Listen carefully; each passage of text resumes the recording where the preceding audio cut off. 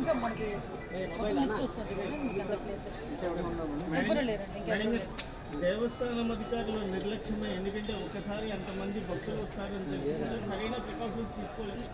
నేను ప్రికాషన్స్ విషయంలో ఒక 2 days బ్యాక్ 3 days బ్యాక్ అంటే ఈ క్యూ లైన్లు మొత్తం ఆ క్యూ లైన్లు అన్నీ మేము చెక్ చేసుకోవడం జరిగింది. ఇది అన్ఫార్చునేట్ థింగ్. అక్కడ గోడ ఉంది, ఆ గోడ పిల్లర్తో కట్టాడా, సిమెంట్తో కట్టాడా, బ్రిక్తో కట్టాడా అన్నది ఎవరు కూడా మేము చూసుకోవడానికి మాకు. కానీ విషయం ఏంటవుతుందంటే అక్కడ విపరీతంగా వర్షం పడింది, మీకు తెలుసు, మీరు ఆ టైంలో ఉన్నారు. నేను కూడా వర్షంలో తడుచుకునే దర్శనం చేసుకుని వచ్చాను. నేనే కాదు, పట్టు వస్త్రాలు సమర్పించడానికి వచ్చిన రెవెన్యూ మినిస్టర్ గారు కూడా వర్షంలో తడుచుకుని వెళ్ళారు, భారీ వర్షంలో తడుచుకుని వెళ్ళాము. ఈ వర్షం నేను దర్శనం చేసుకుని బయటకు వచ్చాను, ఇలా ఇన్ఫర్మేషన్ వచ్చింది గోడ కూలిందని. 1 or 2 ఇంజురీస్ అన్నారు. అయినప్పటికీ కూడా నేను వచ్చి చూస్తానని చెప్పి నేను పుట్అవుట్ని వచ్చాను. అప్పటి నుంచి ఇప్పటి వరకు మేము ఇక్కడే ఉండడం జరిగింది.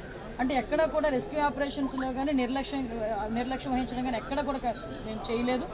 ఇమీడియట్గా క్షతగాతులు ఎవరైతే ఉన్నారో వాళ్ళందరినీ కూడా హాస్పిటల్కి తీసుకెళ్ళి మేము పంపించడం జరిగింది.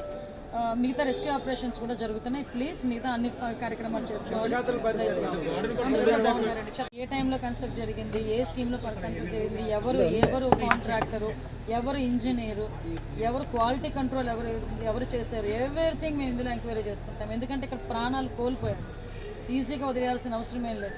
ఇందులో గవర్నమెంట్ కూడా చాలా సీరియస్గా ఉంది. అన్ని కోణాల్లో నుంచి కూడా మేము విచారణ జరుపుతాం. ఎవరైతే బాధ్యులు ఉన్నారో బాధ్యులు కఠినంగా శిక్షించే ప్రక్రియ గవర్నమెంట్